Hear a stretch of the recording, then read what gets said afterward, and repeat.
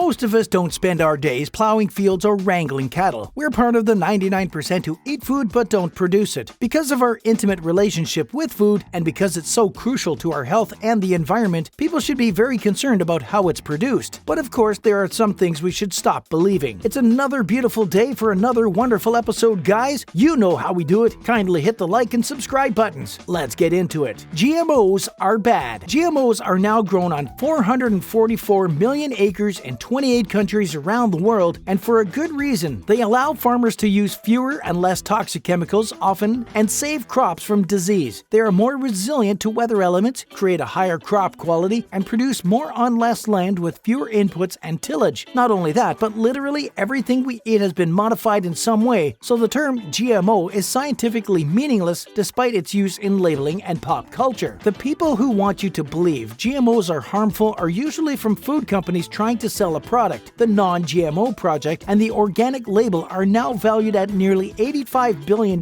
by using fear and a lot of viral imagery. Non-GMO does not mean growers or buyers are making a greener choice. In the US, there are currently only 10 GMO foods, so genetically engineering isn't as pervasive as the public is made out to believe. Farming is traditional and low-tech. Self-driving cars are still out of reach for most consumers, but tractors have been driving themselves around farms for years. And driving tractors isn't the only role GPS plays on a farm. Farmers collect geospatial data to monitor variations across a field in soil type, water and nutrient use, temperature, crop yield, and more. The average farmer on Farmer Business Network, a social media-like platform for farm analytics, collects about 4 million data points every year. Artificial intelligence helps sort through all this data and maximize performance within a yield down to the square meter. The seeds farmers plant are also carefully crafted by years of state-of-the-art research to maximize yield and efficiency. Gene sequencing and molecular markers help track the best traits when breeding new crops. Chemical mutagens and radiation speed up evolution by introducing new mutations. And genetic engineering enables scientists to move genes between species or turn off genes for undesirable characteristics. Organic farms are not necessarily any less high-tech. Except for genetic engineering, all the above technologies improve yields on many USDA-certified organic farms. With all this technology going into modern farms, the demand for skilled workers in the agriculture sector is also rising. Recently, the United States Department of Agriculture reported that jobs in food and agriculture outnumber degrees granted in those fields nearly 2 to 1. Of those job opportunities, 27% are in science, technology, engineering, or math. Organic farms don't use pesticides. When the Soil Association, a major organic accreditation body in the UK, asked consumers why they buy organic food, 95% of them said their top reason was to avoid pesticides. They, like many people, believe that organic farming involves little to no pesticide use. I hate to burst the bubble, but that's simply not true. Organic farming, just like other forms of agriculture, still uses pesticides and fungicides to prevent critters from destroying their crops. The sad truth is, factory farming is factory farming, whether it's organic or conventional. Many large organic farms use pesticides liberally. They're organic by certification, but you'd never know it if you saw their farming practices. As Michael Pollan, best-selling author and organic supporter, said in an interview with Organic Gardening, they're organic by letter, not organic in spirit. If most organic consumers went to those places, they would feel they were getting ripped off. What makes organic farming different then? It's not the use of pesticides, it's the origin of the pesticides used. Organic pesticides are those that are derived from natural sources and processed lightly, if at all, before use. This is different from the current pesticides used by conventional agriculture, which are generally synthetic. It has been assumed for years that pesticides that occur naturally in certain plants, for example, are somehow better for us and the environment than those that have been created by man. As more research is done into their toxicity, however, this simply isn't true either. Many natural pesticides have been found to be potential or serious health risks. Take the example of rotenone. Rotenone was widely used in the US as an organic pesticide for decades. Because it is natural in origin, occurring in the roots and stems of a small number of subtropical plants, it was considered safe as well as organic. However, research has shown that rotenone is highly dangerous because it kills by attacking mitochondria, the energy powerhouses of all living cells. The study found that exposure to rotenone caused Parkinson's disease-like symptoms in rats and had the potential to kill many species, including humans. Rotenone's use as a pesticide has already been discontinued in the US as of 2000. 2005 due to health concerns. However, shockingly, it is still poured into our waters every year by fisheries management officials as a pesticide to remove unwanted fish species. The point I'm driving home here is that just because something is natural doesn't make it non-toxic or safe. Many bacteria, fungi, and plants produce poisons, toxins, and chemicals that you definitely wouldn't want to be sprayed on your food. Organic farmers and conventional farmers don't get along. Adjacent farms have to cooperate regardless of how they grow their crops. For example, potentially damaging herbicides applied to one field can drift into a neighbor's crops. Poorly managed weeds or insects can also spread from one field to another. But many farm families actually grow organic and conventional crops on different fields. Organic and conventional agriculture are different business models. It typically costs more to grow crops organically, but farmers can sell these crops for a higher premium. Some crops are easier to grow organically than others, depending on the type of pests they face. Whether a given crop can be grown with more sustainability by conventional or organic methods also differs by crop and region. Organic farming is better for the environment. People seem to believe they're doing the world a favor by eating organic. The simple fact is they're not. At least the issue is not that cut and dry. Yes, organic farming practices use less synthetic pesticides, which have been found to be ecologically damaging, but factory organic farms use their own barrage of chemicals that are still ecologically damaging. They refuse to endorse technologies that might reduce or eliminate the use of these altogether. Take, for example, organic farming's adamant stance against genetically modified organisms, or GMOs. GMOs have the potential to increase crop yields, increase nutritious value, and generally improve farming practices while reducing synthetic chemical use, which is exactly what organic farming seeks to do. As you're watching this video, sweet potatoes are being engineered to be resistant to a virus that currently decimates the African harvest every year, which could feed millions in some of the poorest nations in the world. Scientists have created carrots high in calcium to fight osteoporosis and tomatoes high in antioxidants. Almost as important as what we can put into a plant is what we can take out. Potatoes are being modified so that they do not produce high concentrations of toxic glycoalkaloids, and nuts are being engineered to lack the proteins which cause allergic reactions in most people. Perhaps even more amazingly, bananas are being engineered to produce vaccines against hepatitis B, allowing vaccinations to occur where it's otherwise too expensive or difficult to be administered. The benefits these plants could provide to human beings all over the planet are astronomical. Yet organic proponents refuse to even give GMOs a chance, even to the point of hypocrisy. For example, organic farmers apply Bacillus thuringiensis (BT) toxin, a small insecticidal protein from soil bacteria, unabashedly across their crops every year, as they have for decades. It's one of the most widely used organic pesticides by organic farmers. Yet when genetic engineering is used to place the gene encoding the BT toxin into a plant's genome, the resulting GM plants are vilified by the very people willing to liberally spray the exact same toxin on the gene encodes for over the exact same species of plant. Ecologically, GMO is a far better solution, as it reduces the amount of toxin being used and thus leaching into the surrounding landscape and waterways. Other GMOs have similar goals, like making food plants food tolerant so occasional flooding can replace herbicide use as a means of killing weeds. Farmers drench their crops in chemicals. Yes, farmers spray chemicals on their crops, but it's far from the horrific zombie food that some people like to make it out to be. Farmers only apply what they have to in order to keep their plants healthy. This shakes out to a couple of ounces of chemicals per acre. It may look like a lot because that tiny bit of chemical is diluted with gallons and gallons of water. The fact is, farmers only use about 1 to 2 shot glasses worth of chemicals across an area the size of a football field. Plus, the chemicals they use are highly targeted. Herbicides and pesticides are specifically formulated to fight specific weeds and insects, not animals or humans. Farming is all about food. Milk comes from dairy cows and eggs come from chickens, but there's a lot more that can be traced back to the farm. So many people think that all farming is about is feeding people. Here are a few examples of common items that have roots in agriculture. Candles, lip balm, and turf foam come from soybeans. Toothpaste has a small amount of beef. Charcoal is derived from corn, and gum contains wheat byproducts. In some respects, farming is a lot of other jobs. Farmers face the same issues, making sure the business is profitable and their families are cared for. They are parents, siblings, children working together to build a future for their families and the rest of us. There you have it all, guys. Thank you for staying till the end of this video. And that doesn't end the discussion. You can move to the comment section to air your thoughts about this video. Don't Don't forget to hit the like and subscribe buttons, and above all, you need to smash that notification bell to get notified whenever we release a new video.